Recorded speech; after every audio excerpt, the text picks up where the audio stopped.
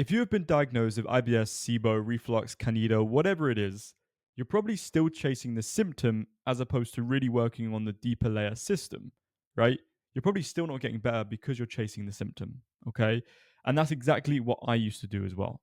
And here's the thing, a lot of these problems all come back to the same broken system, which I'm going to get into.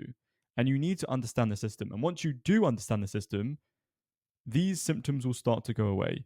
But you need to reframe that these conditions and diagnoses are just symptoms of a broken system, right? And if you hyperfixate on your certain condition, you will get what we call disease label tunnel vision, where you solely focus on the condition itself without looking at the wider picture. Okay.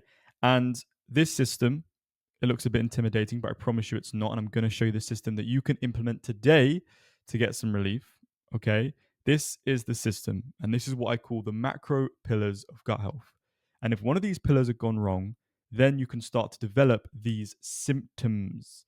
Gastritis is a symptom, right? SIBO is a symptom of a broken pillar, right? You might need to work on all these pillars, but let's go through them, right? Diet and nutrition, very important. You have to have good input into the system if you want good gut health. Gut bacteria, you've probably heard about this before, your gut microbiome or your gut bugs, this is going to have an effect. Your gut motility, which is the speed in which food moves through the digestive system, okay? Your gut lining, right? The mucosal protective layer, or you can get leaky gut, which is where the cells in your small intestine, right? The tight junctions become too large. You get increased permeability, and that can cause some issues. Stomach acid and enzymes, right? The way your food is broken down in the upper GI.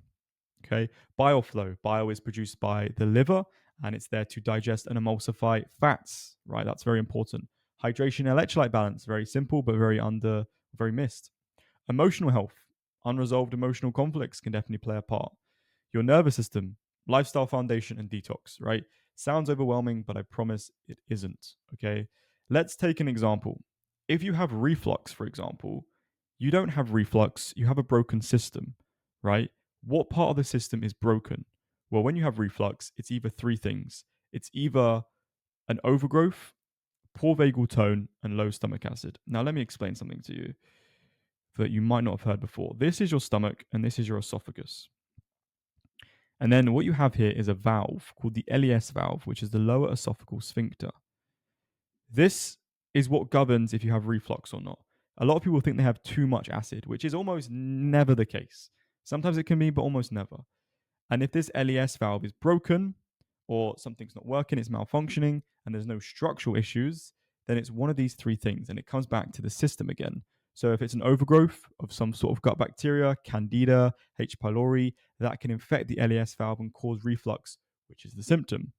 Poor vagal tone, which has to do with your nervous system, your vagus nerve, right? If the communication between your gut and your brain isn't working very well, your LES valve won't work very well. Actually, low stomach acid. When you have lower levels of acid, it doesn't activate this valve and then you can get reflux. So you can see reflux is a symptom of a broken system, specifically the gut bacteria part, the nervous system part, and the stomach acid level part, right? Same with SIBO. SIBO is just a symptom. Oftentimes it's motility. When you have slow motility, you can get gut issues because it puts strain on another valve called the ileocecal valve, right? Same with candida, right? You develop candida for a number of reasons, maybe because of poor immunity or low stomach acid levels or whatever it may be, okay? So you need to start thinking in this system, and this just breaks it down on a deeper level because a lot of people are chasing these symptoms, okay? And this foundation, this system isn't sexy. Okay, let me actually make myself a bit small here. It isn't sexy. It isn't a simple supplement. People ask me all the time, like, how do I fix gut issues? And then I have to explain this system to them because they want the secret pill that does everything, which there are definitely supplements that are amazing for you, but it's consistency with these foundations, right? Fixing how your body processes inputs, what is actually going to fix it. And you need to understand all these different macro pillars. Now, this is the flow diagram that I really like if you want to fix your gut, because a lot of people get overwhelmed with, well, where do I start? How do I fix my gut? Like, I don't, these are so many macro pillars. And Again, understanding your bottleneck. So for someone with, again, reflux, they understand that uh, their bottleneck is probably an overgrowth or nervous system or stomach acid levels. That's their bottleneck, the thing that's holding them back. But if you want a simpler system to systematically go through these, I would start with your diet and nutrition. This is step one. You need to fix the inputs that you're putting into your digestive system. This might not fix everything, but it's worth getting a solid diet. Okay. Maybe for the time being, low FODMAP might be worth doing if you do have certain overgrowths or whatever. I like animal based diet, clean meats, eggs, healthy fats, if you're ready for it. Different diets can be specific to what you need. Maybe if you have gastritis, you need a low acid diet, but working on the diet that's going to be working for you and right for your system. Then motility. If you're someone who's not going every single day, then we need to fix the motility. We need to be going every single day. Oftentimes, these can fix a lot of issues, by the way, but we need to fix the motility they're going through. Then we want to support gut function, right? So we've done diet and nutrition. We've then done motility. We then need to support gut function, which essentially is this: stomach acid, enzymes, bile flow, right? We can do that with betaine HCl. We can do that with bitters. We can do that with lemon, ACV. There's a few reasons or a few ways we can do that to support gut function. Okay. During this whole process, you should be working on your lifestyle. You should be getting enough sleep. You should be getting sunlight, socializing, and you should also be working on your mental and emotional health during this whole process. Okay. Then we want to potentially do a kill phase if it's relevant to you. If you have Candida, H. pylori, SIBO, then we can maybe introduce a biofilm disruptor and some antimicrobials if we need to do so, right? Which again goes to the gut bacteria side. Then we can heal and replenish, which is essentially your gut lining. We can heal your gut lining, leaky gut, we can resolve that. And we need to replenish your gut bacteria with spore-based probiotics, with Saccharomyces boulardii if you need it, or any strains that you need. I really like seed probiotic, some fermented food.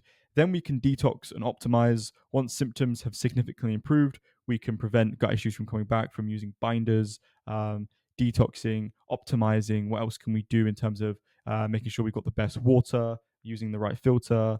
Loads of things that we can look into. Remineralization is really important if you've had gut issues for quite a while. We want to get in some really nutrient dense foods.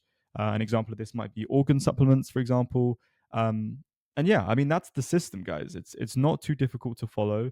If you need any support with this and need help with your individual case, I would absolutely love to help you. You can click the first link in my bio and you can book a free discovery call where we can kind of see where your bottlenecks are and how we can potentially help you and potentially go forward with coaching as well. Okay.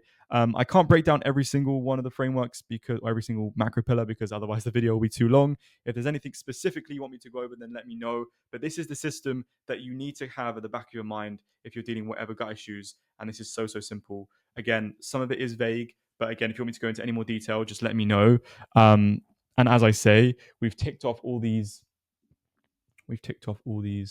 aspects. And then during this whole process, you need to be working on a mental emotional health, whether that be past traumas that you've been dealing with, which actually might be the root cause of your issues, doing semantic exercises. I really like TRE, but make sure you do your research, EFT tapping, just semantic exercises going back, being able to fully digest the emotion. If there's any unresolved emotional conflicts, that can definitely hinder your process. So maybe doing that as well. Cool. I think that's it. Anything else, let me know. Goodbye.